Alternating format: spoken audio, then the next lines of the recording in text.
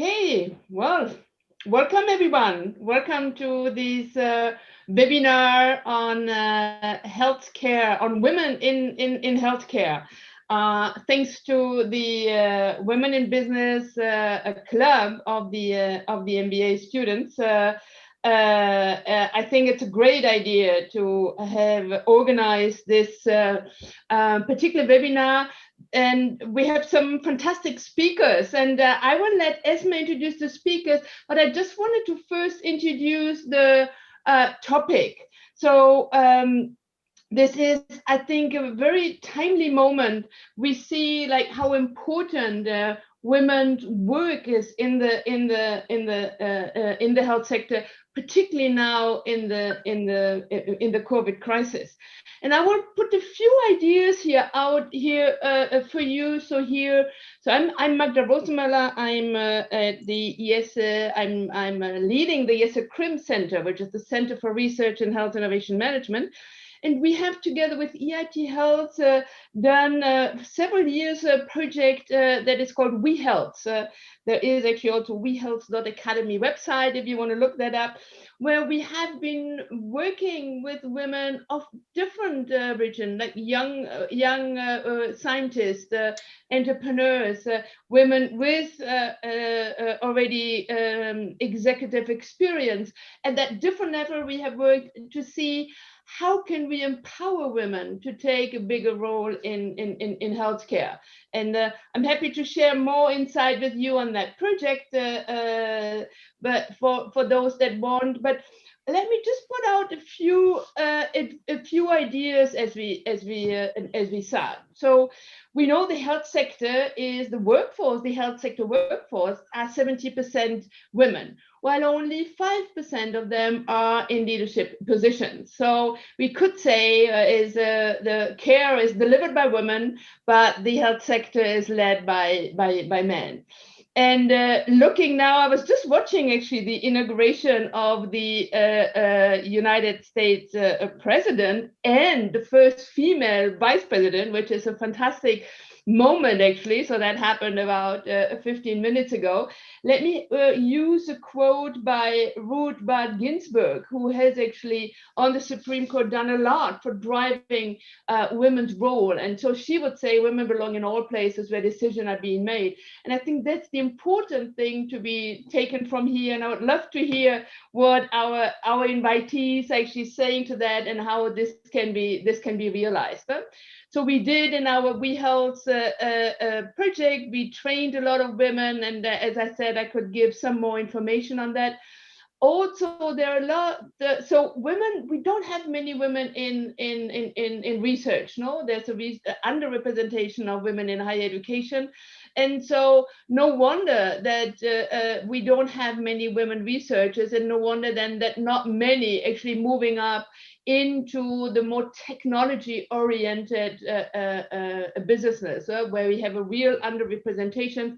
We have done some work with Glint, the Portuguese IT company, and they have a fantastic program where they really try to work at the universities and with those people that are joining the company on helping them to move up in the company. So this slide shows us we don't have many educated, but then even when they're educated, they're not going up in the company. So that will be another question for our invitees of saying, in your companies, what specific arrangements there are for women to come up, like a mentor program that you team up elderly in the sense of experienced leaders, female leaders with younger ones, as we have seen in Glint, who was actually partner of this project. That's why I do mention that. There are many strategies at the EU level, with Ursula von der Leyen being appointed, that has been giving a push. So she's very interested in driving that. Would maybe not say that I endorse her on everything, but on that particular part, she has done great. So there's a gender equality strategy in Horizon Europe that is really recognized that women research, female research, are untapped entrepreneurial potential. So there are prizes for women innovators, etc. So just by looking, there's a lot done to empower women. And what we actually need are role models. And I like to share this one. So Faith Mugai is the medical director. She's a nurse. She's a medical director of the she moved on since then, of the Jacaranda maternity in Kenya, in Nairobi, Kenya. She did her education in the United and her formation in the United States.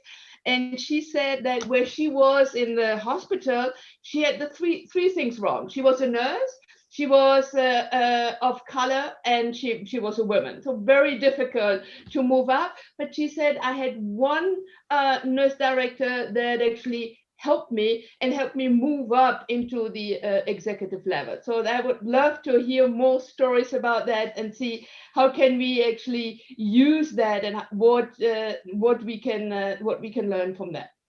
A few more ideas I have here. There is maybe not the current situation, but we have seen, particularly in the first wave of the corona management, women have done a much better job. And here we can look at New Zealand, we can look at Taiwan. Germany was a point, an example, is not any longer, is not doing so well. So that is definitely something we have to look at.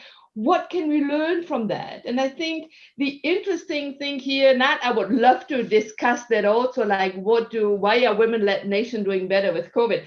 And even Harvard Business School did a whole article on that and said, what can we learn from that? So the important point here probably is that women have a wider view. They're more concerned with the greater good, with the common good, and there are several studies that has shown that.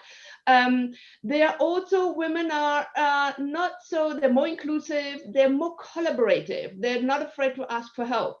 And then men are more comfortable in doing things on their own. Women say, well, let's have somebody help, let's work on this together. And in a pandemic like COVID, I think this is really important. And that's probably a point, maybe interesting to hear our guest speakers also on this point.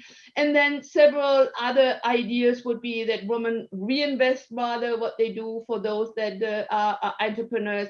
They're more interested in job creation, and they take less of risk when they invest. So all this, there are a lot of studies around that actually show that, and so it would actually make a lot of sense to have more women involved in the decision-making position. But then if we look back at the numbers, actually we can see that not so good. No, these are across the different companies, that women that are on boards of large publicly listed companies in general. So that's not only health sector. And also there's a big gender gap in entrepreneurship, also with less entrepreneurs. There are, my colleague Professor Samia Samsa did a study on on the patents that women are filing are more related to women's health. So that's actually an interesting aspect, that women actually take up women issue, which is maybe a very, very interesting point. So far on just having a quick view on what are the issues. This is the information on our project, and happy to share more about that also for those students that and those that listen to us that would like to hear more about that. And I have just one, we are very active on social media, but I'm passing this now, and I'm missing how to advance my, here we are. I had this one thing I wanted to share with you at the end. This is a mural from the metro station here in Barcelona, the Sant Pau metro station, that has been done as a thank you for the health professional. And you can see in these little pictures on it, you can see the representation of the Barcelona hospitals. So this was just as a very quick introduction into the topic. This is a picture from the top of the IESE Business School with our last group that was here in September. So you can see it's COVID time. We all respecting the differences or the distances, but it was great to do do this presenter, because I think one important point is the networking point. We can learn so much from each other, and for that I'm really, really happy that we have three so great women executive with us. And Esme, I'm passing to you now to make an introduction of our speakers. Thank you. Yeah, thank you, Mada, for the wonderful opening of our topic. And now I would like to introduce our speaker today. We have the pleasure to have three senior leaders from healthcare industry. Our first speaker is Rosa Oreo. She had worked in World Health Organization as an advisor, and now she's sitting at the board of ICOH. Our second speaker is Kangsha. She is ESA alumni, and she is now the president of ESA Healthcare Alumni. And also she had worked for Novartis, MSD, and also Artus Custo before. And our third speaker is Alisanda. She is also our alumni from ESA. She worked for Roche Diagnostic, and she had worked there for 15 years before she first joined as business perspective. And I know like this is also one of the target role for MBA student here at ESA. So this is our speaker today, and I would also like to take this chance to thank our partner, which is UPC, and also ORP International Foundation to help us organize this event and ESA's Healthcare Club. So now I would like to start the panel with the questions. The first question is to Rosa and to Alexandra. I know you both has women mentor when you start your career in healthcare industry, and I would like to ask you about how they inspire you and how they help you to reach your goal. Can we start with Rosa? Thank you. Thank you very much, everyone. My name is Rosa. I'm the Director of Sustainability in Bell Beach Hospital, Institut Català de la Salut, and also I am a board member in ICO. Here is live from ICO headquarters, and I'm very happy to have the opportunity to share this panel with my colleagues and the audience. I have a lot of examples, but I want to begin with my experience in when I became a board member in ICO. It's true. Dr. Marilyn Fingerhood, who was the VP in that moment, has helped me a lot since becoming a member at ICO board. Well, I want to tell you, Marilyn set the bar high when I applied to be part of the board. Though at times it seems the men's facilities my introduction to the board, but when was the time to work, I had to jump through hurdles. And it was women like Marilyn and Claudina, who is now the VP, who truly helped me work. I was given voice despite being to a quite woman. My gratitude is for all women who have inspired me and continue to do so. I want to begin with my grandmother, who paid my mother's studies. To my mother, who is a teacher, it's my teacher, who said, never take away your career and your dignity. And to Paz Arias, who I think is in the audience. I admire her when I finished my degree. I went to work in Lilly, and every time I went to clinic hospital, I remember I went to her desk and I asked her, what do I need to do to be like you? And in all these years, I have woven sisterhood network in WHO, in ICO, with my friends, in work, and in associations like EGECON, Ejecutivas y Consejeras. And they inspire me, they believe in me, and allow me to believe in myself. And I have a large list to including in this model, like Susan Wilbur, Maria Leose, John Fisher. I can finish to grateful of these women who helped me. Yeah, thank you, Rosa. And just one point, Rosa, thanks for mentioning EGECON. I did not mention the great collaboration that EGECON had with WeHealth, and the women that we saw on the rooftop of IESE. There many of them are from EGECON also. So great collaboration. So this is an executive is an aggregation or an association of women that are in leading and board position in general, not only health, but very supportive. So it's a great networking example. Thanks for making that, Rosa. Thank you to you, Magda. And nice to see you again, because I made health a student. It's a pleasure. Esme, sorry, I interrupted you. Go ahead, Esme. No worries.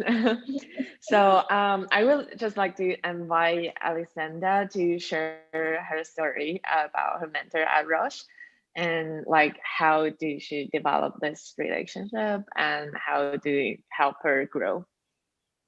Okay, yeah, thanks everyone for having me here, and good to see you also, Magda. I also attended a class with you, despite the fact that I graduated in 2005, so this feels like an eternity ago. Yeah, that's true. It's some time ago. Yes, correct. Correct. Really. But I was very lucky, I have to say, because during my recruitment process at Roche, so after I finished the MBA, during the recruitment process, I got to know who was gonna be a kind of a constant pillar during my entire career at Roche, and she happened at the time to be the head of HR. Is a woman, and then she became the head of HR at the group, and then belonging to the corporate executive committee. So now she's retired, but we still continue to have a very strong bond, and she's very well connected. So sometimes I think it's now actually easier than when she was working at Roche. I think that it's extremely important to have a role model to follow, yeah. And what was really inspiring with her was that despite the fact that she had this very high position in the company, she always found the time, and she was very humble and very simple.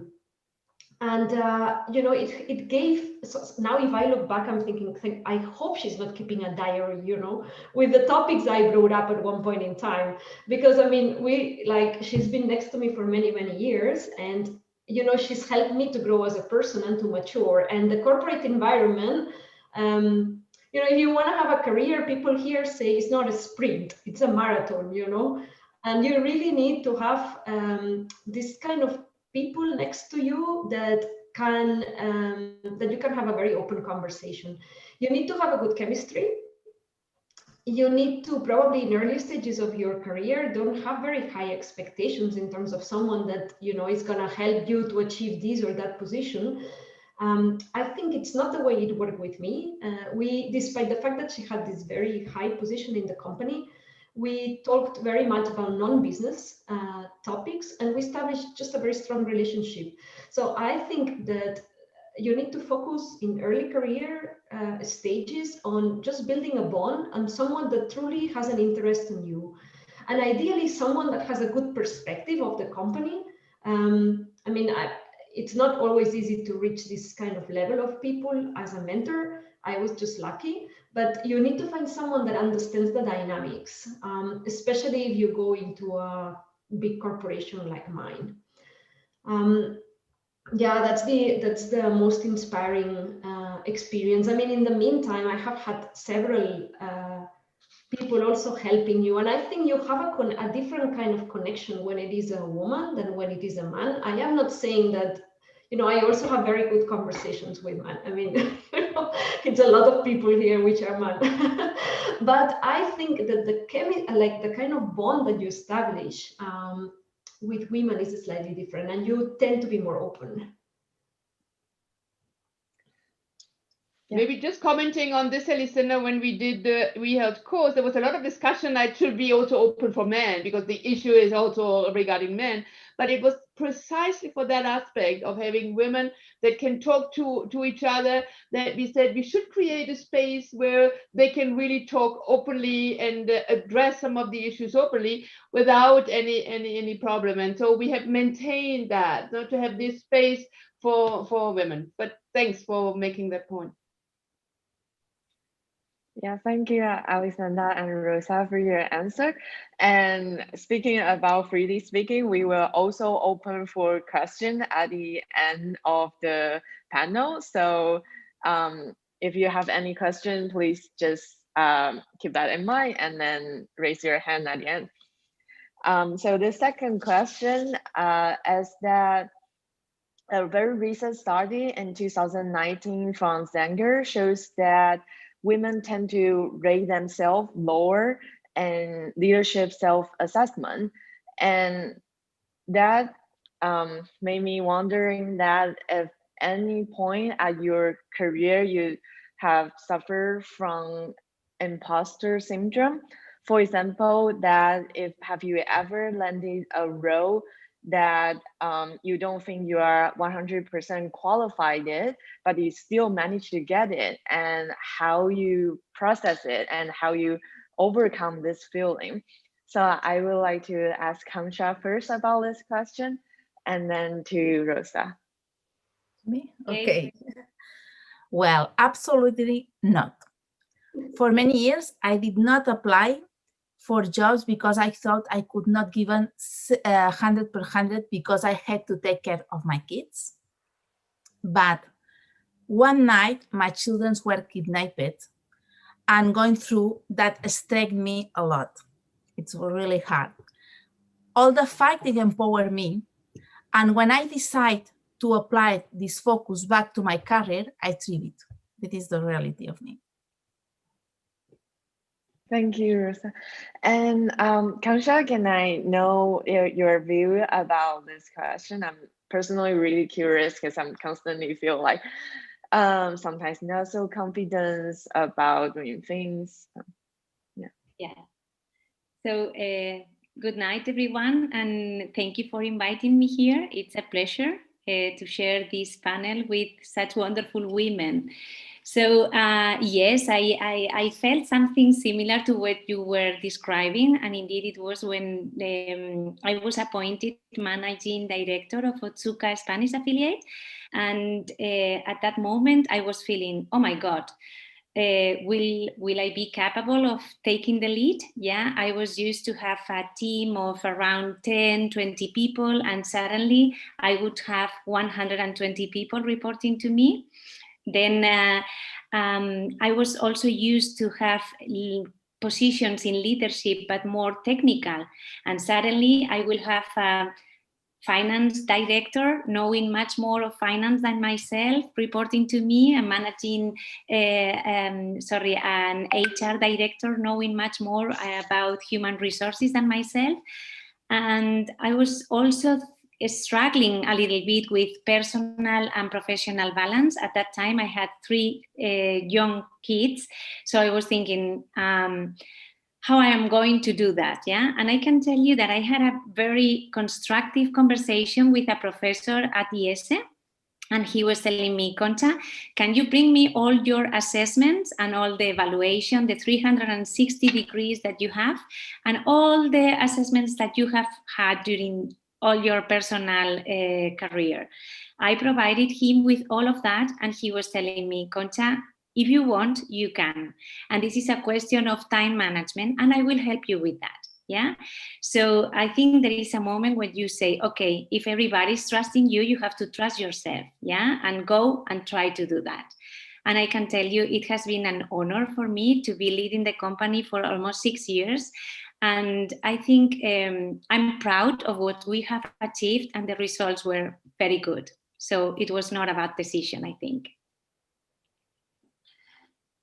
Thank you, Kamsha, for your answer. I think if everyone trusts you, you have to trust yourself. It's really good and inspiring.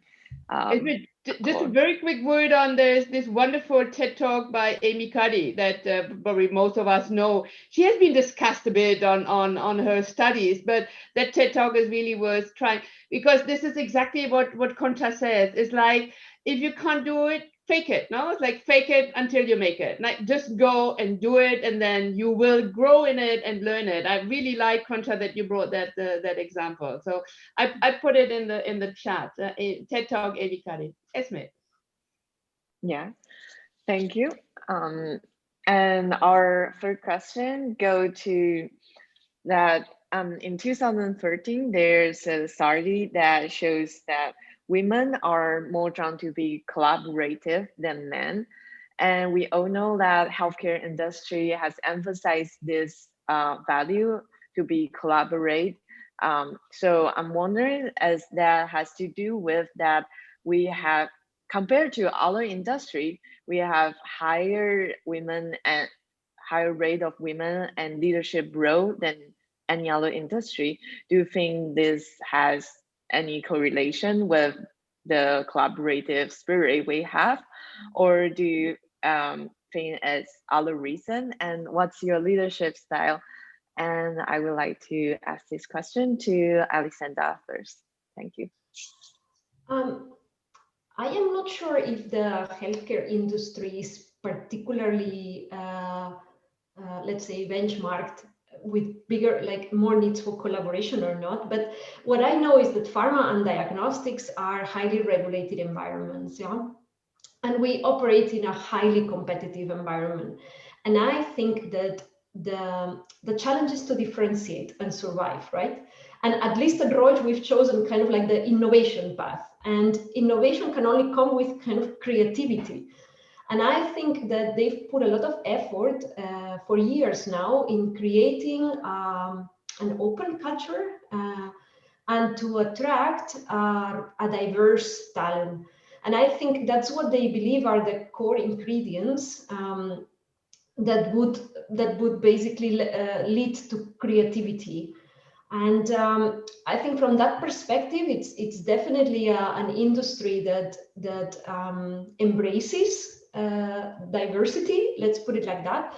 And I think because of this survival, the need to survive, it's at the end it ends up in a good environment for women to succeed. But I also think that there is also this greater good, no? This kind of values behind what you are trying to achieve. So the impact that you can have, which I also think it's drawing more women or diversity into the industry. Yeah, thank you. And I would also like to listen the thought of Concha about this topic, and also can you share a little bit about your leadership style? Yeah, thank you. Yeah, indeed, I think there is a lot of room for improvement. When I was seeing the numbers that Magda was presenting at the beginning, I think that that was for me shocking. Yeah, she was telling us that 70% of the total people working in healthcare are women, but only 5% are in leadership roles. So, I mean, there is a lot that we should do. Yeah, I was thinking that most of the times this begins with the fact that there are many women in careers like pharmacy or medicine or biology, and therefore there are many women taking positions in healthcare. And I think it's true that pharma companies aim diversity, but I have also seen quite a good evolution on this one. And I can share with you an example in Otsuka, the company I was working. You know that most of the times Japanese companies, they are not as diverse as other, maybe in other mentalities. But you know, I can share with you that in the European executive leadership team, we were almost 50% of the total team, which is amazing. I mean, yeah, I think probably we were 17 people and we had 8 women and 9 men. So I think that was a great example. It's true that when you go up to the CEOs and the president, that this balance begins again. But I mean, it's quite a senior role to be on the European leadership and executive team. The other thing that I wanted to share with you is that I have had many nice conversations with other colleagues, and we are very much convinced that collaboration is probably going to be instrumental in the future for the leaders in healthcare. And it's true that change is happening every time quicker and quicker. So if we want to be up to date in research, in development, in digitalization, in everything, we really need to put together a lot of resources, yeah? And I mean, having strong networking collaborations with artificial intelligence companies, with startups, with academia, with national health cares, with politicians, with payers, with a lot of people, you know, and with other pharma companies. If not, we will not be up to date in reality in terms of innovation and development, yeah? That was my answer to the first question. And if you ask me which is my leadership style, I think the most important thing is for a leader to provide good values to the people you are working with. And being very honest with you, I think only when you truly believe something and when your values are deeply inside, there is consistency in what you really think and what you say and how you act. And only if there is consistency between these three things, you will be followed. So I think you have to know yourself very well to be an authentic leader and lead with an example, yeah? And also understanding that everyone goes before you. You are the last one. So this kind of servant leadership is something that I really like. So I try to care really and deeply about the people, try to really understand what they want to be in the future, and try to be generous with them. My understanding is that if they are successful, you are successful. If they fail, you fail.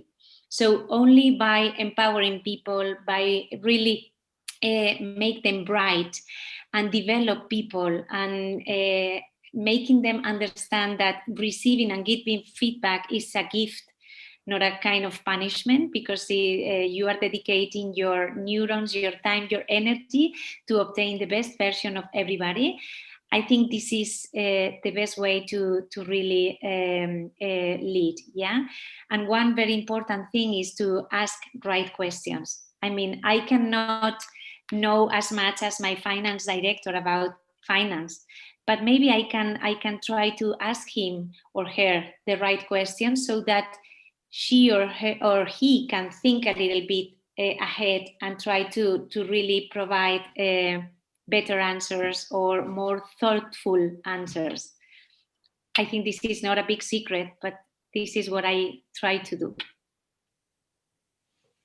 Yeah, I think like many things are easy to know but hard to apply, and thanks for sharing your tips with us, since most of the MBA students here are going to start their maybe first or like leadership role after our MBA, and this is a great start with this.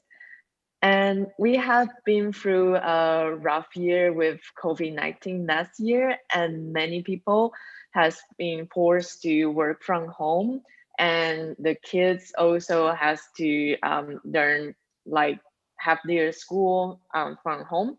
So it create a lot of challenging to the parents. And also from UN's report, we know that women spend 2 times more time than men to doing unpaid caring job during the pandemic.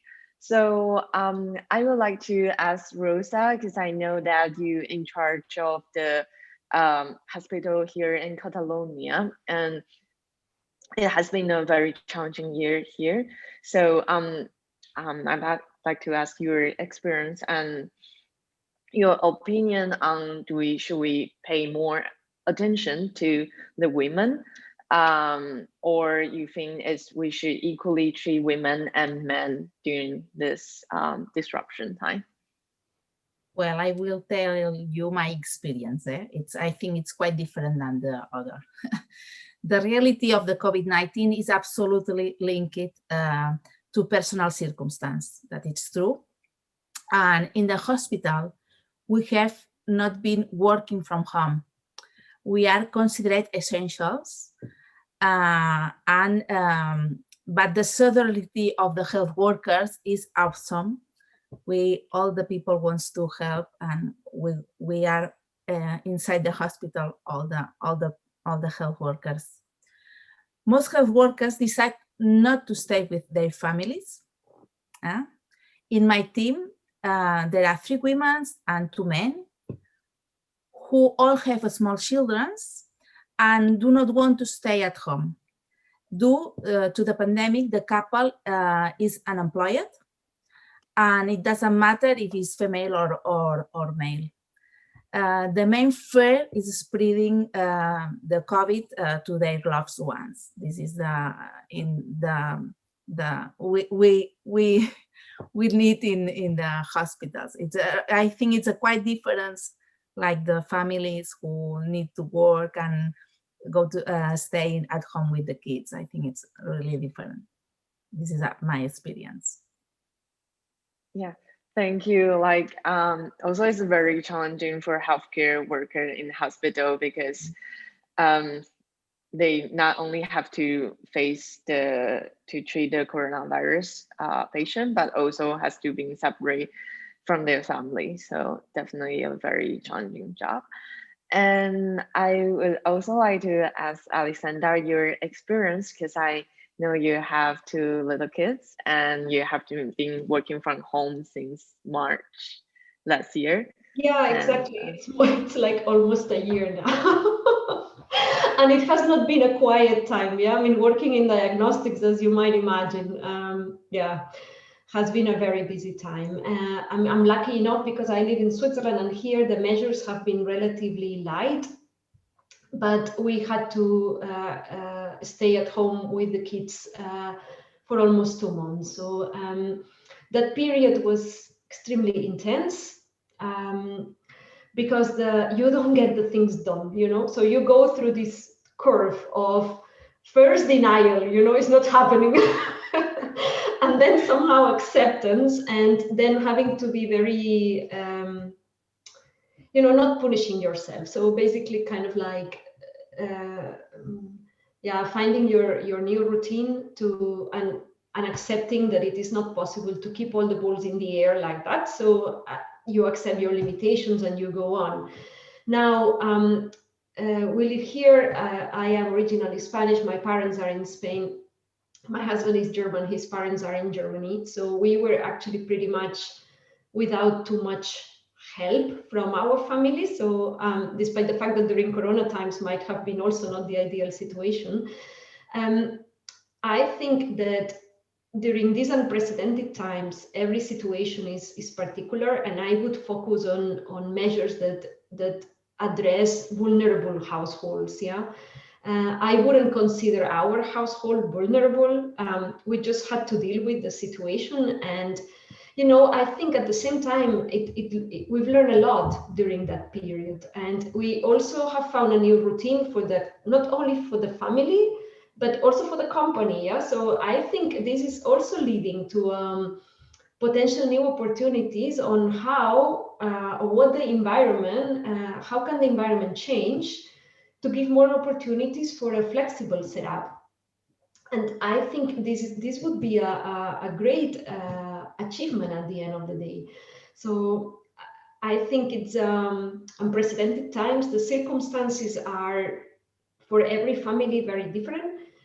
I personally have a lot of support from my husband. So we if one is busy, the other one it's and so I think it's difficult to kind of focus in the women group in this particular situation, because there is so much to be done anyways. Yeah, honestly. So Alexandra, you mentioned that Roche has done have some new routine. So is there any new policy to adapt with this kind of situation and to help no matter men or women, to adapt? Yeah, so there has been very pragmatic things, like you get like a kit for work from home, basically. So that included a chair, it includes a desk. They kind of created a web page for like healthy habits. Sometimes you even get notifications from IT. You've got to go and jog or go out and move, and you're like, okay, that's kind of like micromanaging now. But I think that there have been like support on also more like setting up your place ready to be able to handle the technology challenges and the new setup. There have also been an explosion of, I mean, as Concha was highlighting, we are also undergoing this transformation towards kind of like collaboration across functions, across borders, yeah.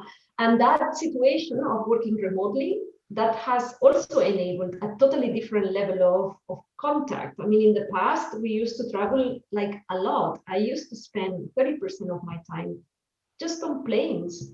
And this time, at the end, I mean, I'm not saying it's a total waste, but we could do with, let's say, half of it, and the rest of the time, find better things to do, and I think that's the learning that it's happening.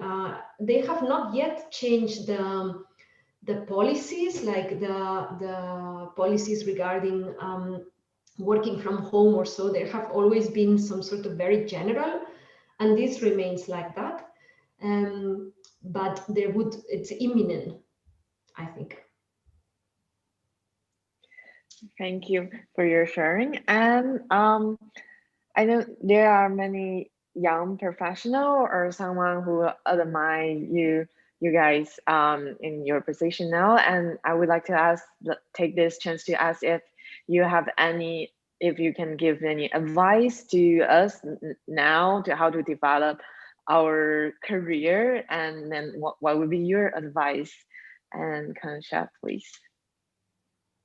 Hello, Kesme. Thank you for the question. Indeed, I had prepared a list of the top 10 advice I would give to young people.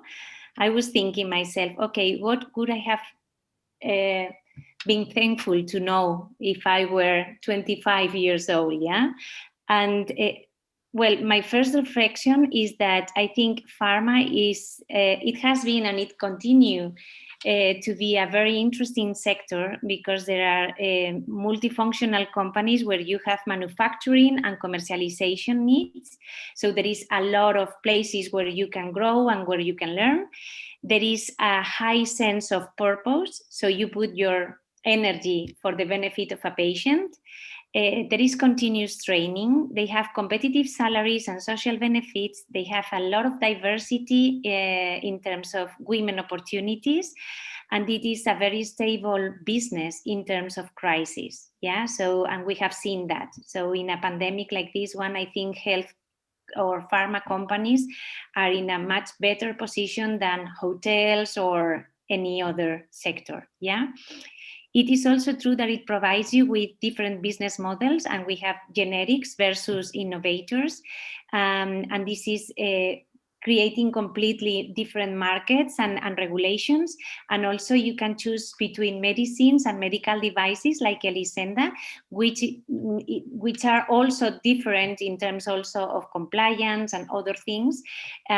So both models can be very complementary. And now this is the first reflection, but now the top 10 tips I would give, yeah? The first one is the size matters. The size of the company really matters, yeah? And I think it's probably a good idea to start in a big one where you can find a lot of peers, where you can really learn from them. There is the processes, they are already in place. It's an excellent school. There is a lot of training. And maybe later, there are also medium or small size companies that can also be more lean, more with an entrepreneurial spirit and agile. So once you have systematically approached all of these, they can be more appealing, and you can have the sense that your impact is bigger in such a company. Yeah. Maybe second one.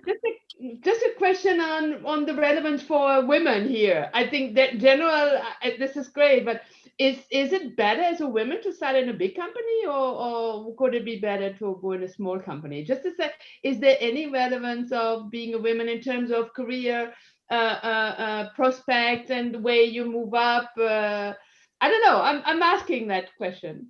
No, and I think this is a very good question. My problem is that I don't have a proper answer to you, yeah? Because I think we cannot generalize in terms of bigger or smaller for this women-specific development. I think it is very much linked to the company. So when I was explaining you before the situation in Otsuka, I don't think other Japanese companies of the same size or bigger are in that situation. And if I compare this company with other of the same size that maybe are American or Spanish or something like this, probably they are not also in the same situation. So I think it's quite specific, but this is my view. I don't know, maybe Elisenda or Rosa would like to comment on this one. What do you think, ladies? Well, I'm not a lot of experience in pharma industry. I just worked 1 year in Lilly, and it was a good experience because they training a lot of me, and they is 1 year for training. and after I in the other side, and I saw, my God, the doctors don't know anything. The expertise is in the pharma, not like that, and that shows me I need to be more secure when I was in Lilly, because I know about the pharma, and the doctors know. That is my learning with it these years. Elisenda, would you like to comment? I think it's a difficult question, Magda. But it's not I'm asking. I was my point was rather saying that whatever recommendation you do, give women recommendation, because the general ones we have seen, and that's what my question. Like, if you make this recommendation, does it has any relevance? So you could say no, it may be not have. I might be that you move up quicker in a smaller company.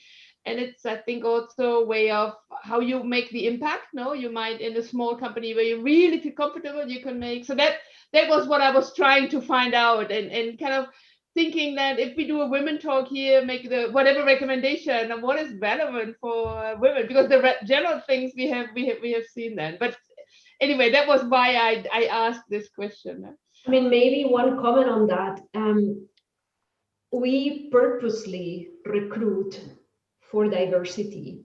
So actually, I think that you have a chance, like higher chances of succeeding somehow by probability, you know.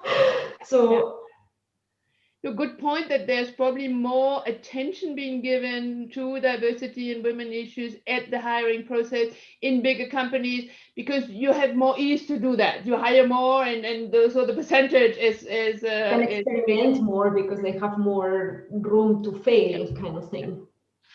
I have a personal recommendation only, because I when Esme sent me the question, I reflexive. Okay. And maybe we have, for me, I have 3 pillars that are important with, and maybe for others can be. One is my father, the other is being surrounded by excellent people, and the other is staying away from toxic environments. The 3, I think it's important. When I finished my degree, I was really worried about my future.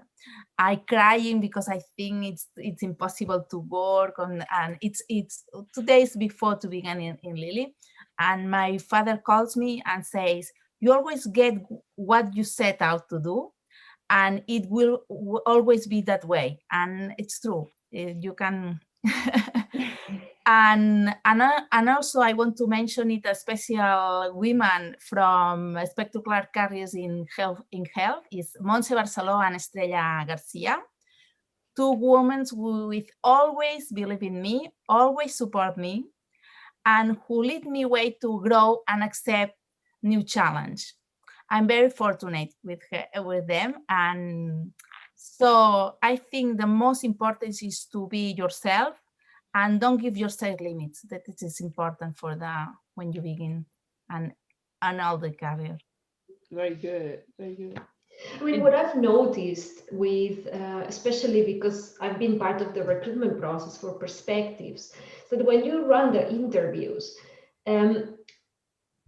you notice that this kind of imposter syndrome, it's definitely much more present when you have a female candidate than a male candidate. And I have the impression that then when you actually enter the company, eventually, then what happens is this continues. There is a certain tendency, in my experience, for women to try to overanalyze and micromanage. And I think you've got to let it go. I think there is, every time, everything would be a compromise. It's never going to be perfect. It's never going to be exactly what you expect it. But to try to accept this and to be trustful to yourself, like, once my mentor mentioned to me, don't choose your job, choose your boss. Because actually, at the end, from whom are you gonna learn a lot?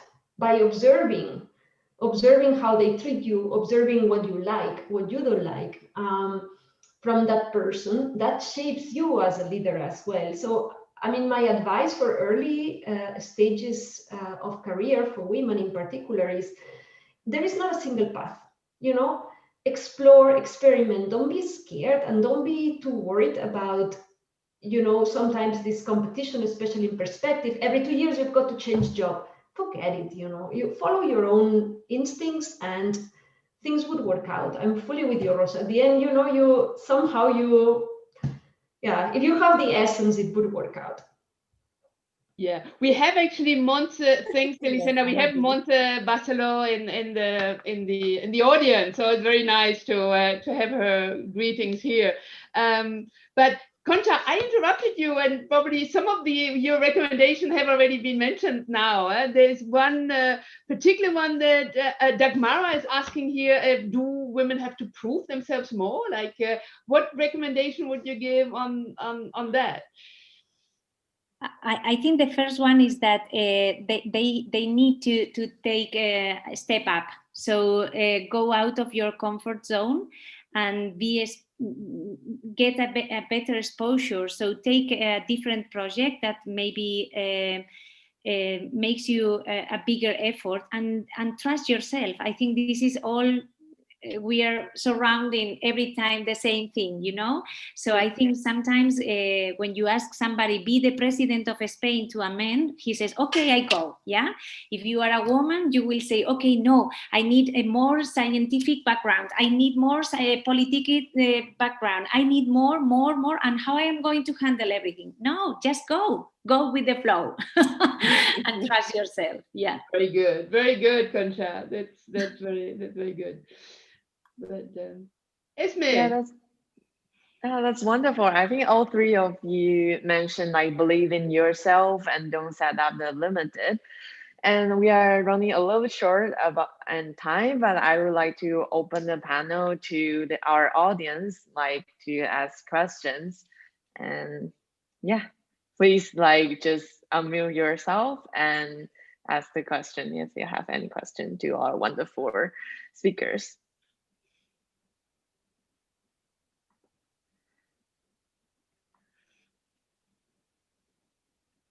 Actually, Montserrat was also placing questions. I think. Okay, sorry. I think we actually can.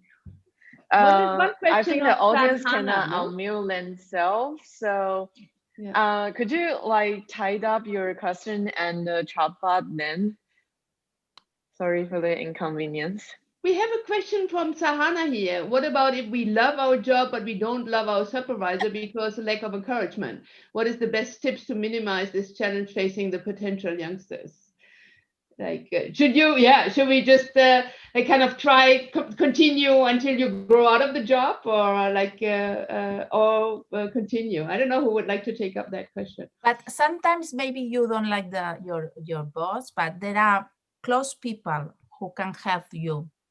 Because I live sometimes this situation, and if you put your hands in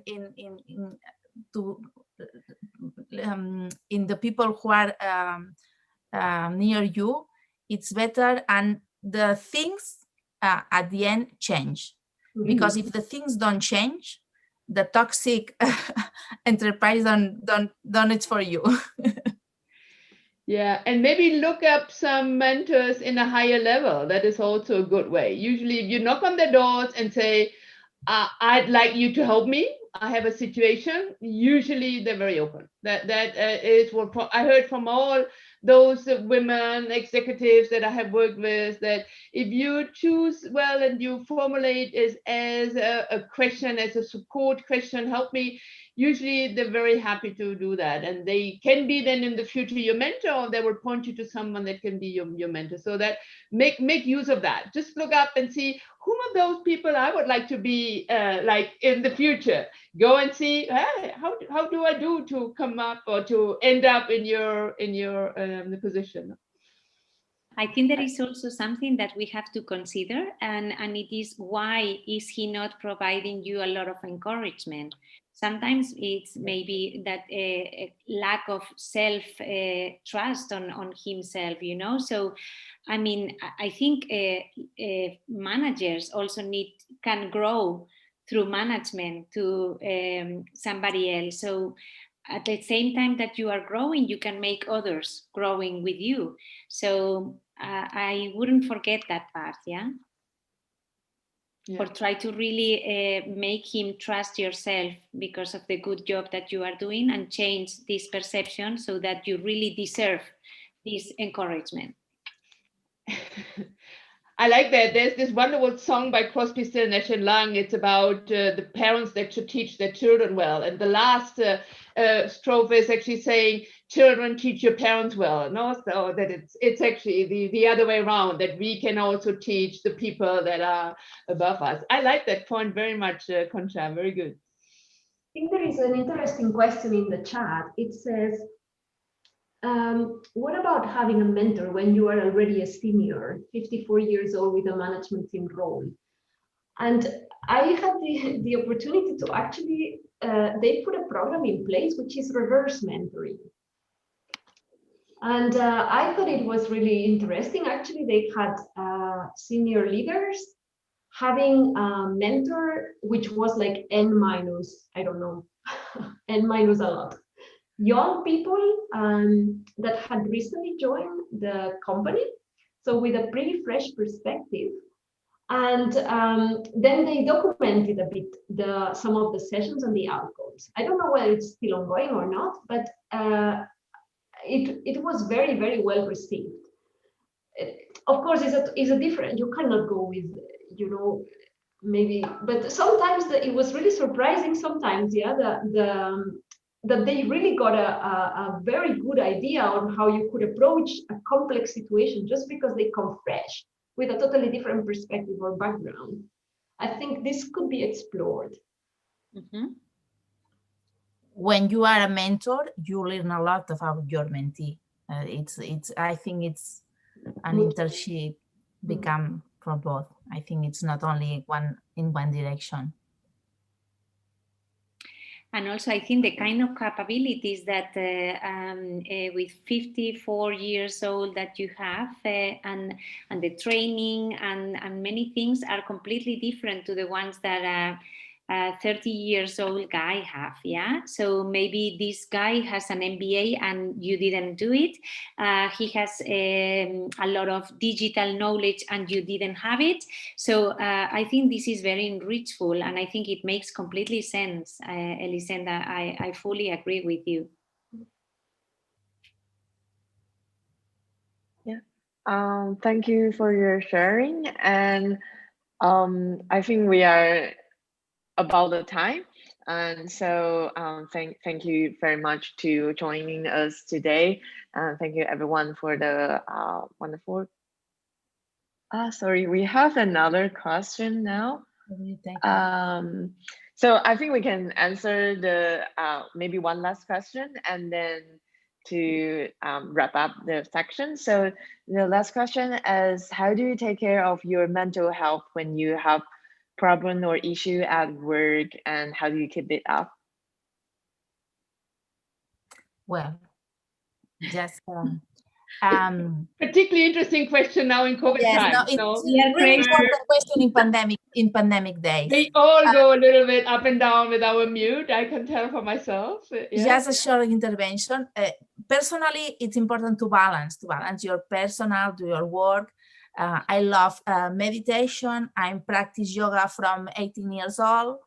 That is important. In the hospital, it's a really problem, and we are really worried what matters in the future with all the people who are staying in the pandemic, because the problem is not now. But, they have support with a foundation. The problem is after, when the pandemic finish and low out the stress and becomes the burnout and all of the mental health problems. This is a really problem for us in the future, we know. Yeah. So Rochelle, you think they will have PTSD after the pandemic for the healthcare worker who take care of the patients? Excuse me? So what you mentioned is that maybe healthcare worker like doctor and nurse, they will have post-academic syndrome, like post-traumatic when you stop. Yes, suffer sure. from something. We know that is sure. By the moment, 15% have problems of burnout by the moment, and we are in the pandemic, and 30% have mental health problems. And we know when this stop, women and younger have a big problems with the mental health, mental problems. We know it will be because we don't prepare the organizations for that. Yeah. And we don't invest in prevention and in psychosocial matters. That is the problem. We do this when there's an accident, no? That we do that very well. But when there's a pandemic that go over a year, it's very difficult to organize. But I think we could stay prepared before the pandemic, because I think it's a good invest with the companies to invest in prevention and to invest in mental health. And we know mental health is a problem of our society, but we don't talk about. We silence this problem. And I think we need to put it on the table and to talk about this problem. And I like that this question came up in this women panel, because I think we women are more open to address this issue, because it's very important in the hospitals, but also for those that work at home, that have to juggle a home office with kids, schooling, etc. So there is the being separated from other colleagues and families, etc. So I think there's more to come. There are already some programs that start to look into that, but we should do that more. So thanks for that question. Good, Esme, I think we should close now. Maybe quick last point, Concha, Elisenda, quick last sentence before we close down. No, just maybe I think the question was not so much related to COVID, but probably how do we manage stress as executive? Yeah. Yes. I think in this one, I think it's important to really. So for me, 30% is what happens, and 70% is how you process in your brain what it is happening. Yeah. So probably knowing yourself very well and putting. References is good. For example, in my case, I know family and health come first. So many times I say to myself, okay, it's only a work, yeah? And this helps me. Very good, very good. From my perspective, it's like the day has 24 hours and you are active for a percentage of those hours. And this is the reality. And you should calculate, think about, okay, where do I want to spend which amount of time? what does it bring now to spend 1 hour in that meeting? Do I get anything? So be very conscious and disciplined, because the day has 24 hours. And you know, I think when you are young, you think you can do it all, but you shouldn't. You should be really thinking, okay, these are the hours, and I want to optimize this, you know. And you know, if you have to say no to a meeting or to whatever because you think it is not, the return on investment is not matching, you know, just say no. And if you have to go jogging, go jogging. I did it this morning, you know, I canceled a meeting. I said, I'm really sorry, I'm very busy. And rest is important, and you need to go, activity, rest, activity, rest. I think it's natural to our body and our constitution, and it's important to rest and to do nothing. It's important also. There is the HBS tip, the management tip of the day, and the recent one was actually take like this one moment of do a mini meditation. Rosa, I very much like that you mentioned that, no? And Yes. I have my bike also. I do my biking up to IESE every day and down. So that's also a moment of really disconnecting with everything. Marcella tells us it would be interesting to have another question on this topic. So I think that's a very good. A very good way to close this session here. That there have been so many interesting issues that we have raised, and I'm so really pleased of all of you to have been part of this. And Esma, I'll give you the last word. You're the organizers. You did a great job in organizing this, and also thanks to the Women in Business Club that has been so actively also supporting women students and helping women to find their way into the business world. So thanks a lot, Esma, and also thanks to our sponsors. Esma, you have the last word. Thank you everyone for attending today's webinar. It's our pleasure to have you here, and thank you for our speakers who share their tips to us. And I personally find many things is really practical, and I can start from now. So yeah, thank you, and see you all soon somewhere. I'm sure we'll be meeting. Thank you to you, Esme, and nice to meet you. yeah. Okay. Thank you. Goodbye. Thank you. Bye, everyone. Have a good Goodbye, evening. everyone. Bye. Bye. There are lots still connected, meaning that we have made it interesting even though we run over time, which is a great sign. Wonderful evening to all of you. The same here. Thank you. Thank you. Bye. Thank you Bye. very much. Bye.